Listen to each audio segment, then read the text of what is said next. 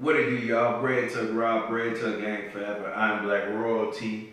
11 million after taxes. Before we get into this, shout out to that brother Chris Jordan. He say watch all my videos on this and this, man. That makes me feel good. It makes me feel like I'm not doing this in vain. So shout out to him, man. It's good when people appreciate what you're doing. So Chris Jordan, you're a hard-working brother. Shout out to you, man. Black American Money. Okay, by Dr. Boyce Watkins. Chapter 11. What are we going to do with our kids? This book talks about the youth. Shout out to the youth because I'm a teacher. So I was able to relate to what's going on in this chapter. Dr. Boyce says, with the black kids, you know, America has this stigma. Black kids are lazy. Black people don't work hard. Black kids are just troublemakers. Okay, Dr. Boyce says black children, the black children that they're talking about, the black children in these urban communities are not lazy because, you know, a lot of them end up, excuse me, now a lot of them end up working these minimum wage jobs, but they work long hours. They work these 10 hours. You know, some of them work 2 jobs. I used to work 2 jobs, and I'm not lazy.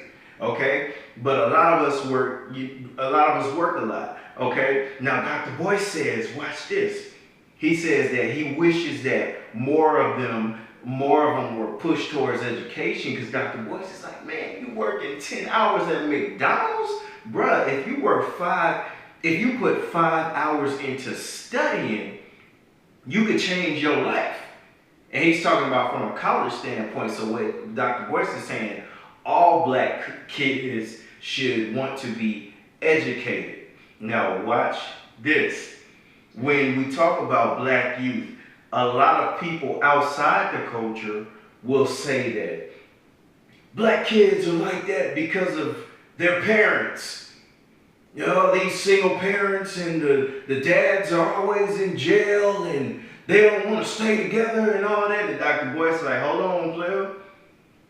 Okay, our lives are based off of the choices we make, but also there are systematic problems. So don't just blame that on black people.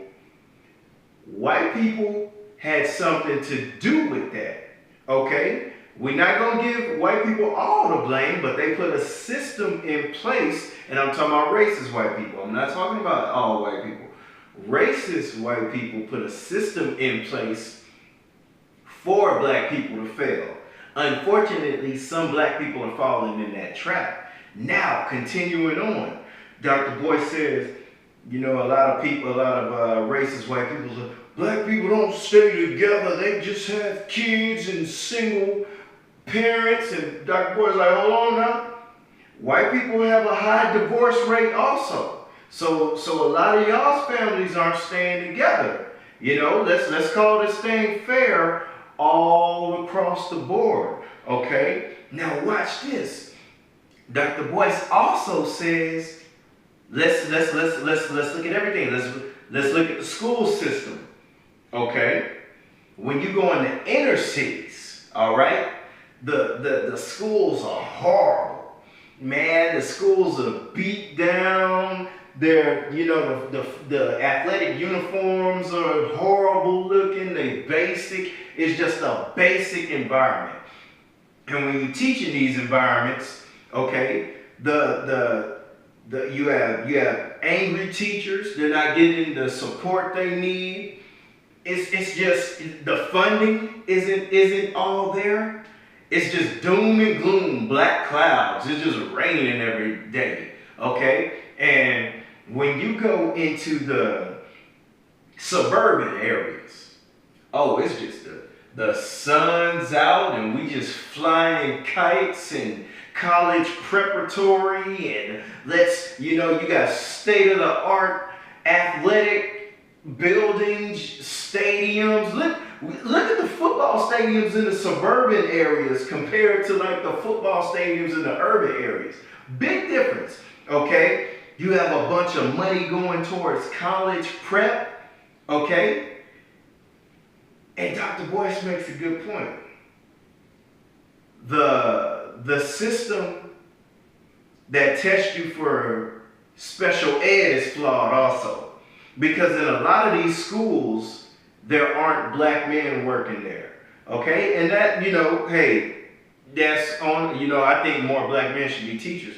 But you have a lot in the urban schools, you have a lot of teachers who can't relate to these kids.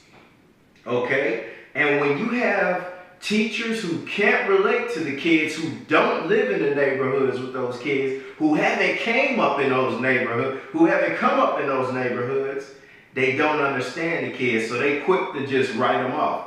Oh, get them out of my class. Oh, special ed.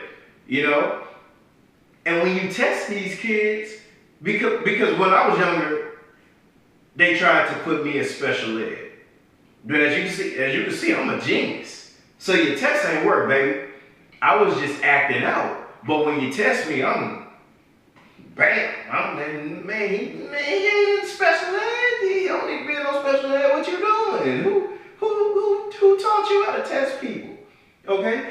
But that's what he's saying. The system of people testing these kids is flawed, because he said he visited a school and the intention was for him to go talk to the top of the cream of the crop students. Then he was like, you know what? No, we in an urban school. Give me the worst of the worst. And he talked with the kids, and he said 10% of the kids he talked to were gifted. They were probably geniuses. And 50% of them, were average. He felt like they could be C students. Then you had a couple of them who was kind of, below average and jacked up. But Dr. Boyce says, watch this. A lot of schools or a lot of systems will be like, oh, those black schools, if we give them funding, they'll just jack it up. They'll just, because they think we idiots, right? But Dr. Boyce also makes the point, wait a minute, you don't want to give black people the funding because you think they're idiots, but he's like, why is the country in debt? Black people sure don't run this country. We second-class citizens in this country, okay? Why do we have that economic crash back in 08, 09? It wasn't black, can't put that on us. Can't put that on us, okay? So, who's getting these bailouts as far as banks and the automotive industry and all that? We don't own that. What car manufacturer is black? Oh, wait. And it's a few black banks. Here in Houston, there's one with 2 locations.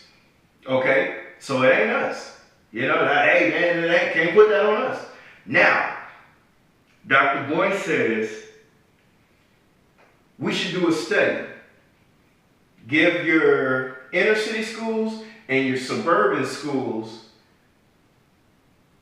the same amount of money, and let's see what happens. Okay? Until you do that, we don't want to hear about parenting. That's why they act like that. What else? They're lazy. That's why they act like that. Nah, in a capitalist society, funding is the answer. It's one of the answers. So give these black schools the money. Okay? Let us get the resources. Let us get some better textbooks. Okay? Let us have college prep systems. Let us have money so that we can get more support for these teachers who are frustrated because they're not getting the help in these urban schools. Okay? Until you do that, man, you're not making any sense, because you're not even putting these children in the urban schools. You're not putting them in a position to win. You don't want them. The system is designed for them not to win, man. Let's be honest. Okay? Now, I think that was it. Man, y'all got me kind of wired up over here, man. Oh, and one last thing. He says the guidance counselors, I know this is my longest video, but the guidance counselors, Dr. Boyce says in the suburban areas, guidance counselors, college. Go to college. Try to sign out for this college. Sign up for this application. And in the inner city, they're not really pushing college. We should push college to these kids, man. Or push education. Push education. Some form of education to these kids. They're capable. These kids are capable, man. Okay? You can't just base off of 16, off of, you look at a kid that's 15, 16, you look at him for 2 years and just be like, nah, man, he ain't gonna do nothing in no college. Nah, fam. Because I know for me, if you looked at me at 16, 17, man, you wouldn't, man, college, nah.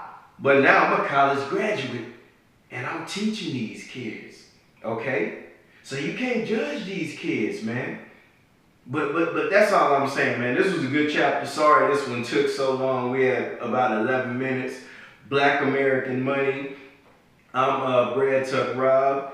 11 million after taxes. Brad Tuck Gang forever. Y'all mucho, take it easy. Y'all take it easy, man. Brad Tuck Gang forever.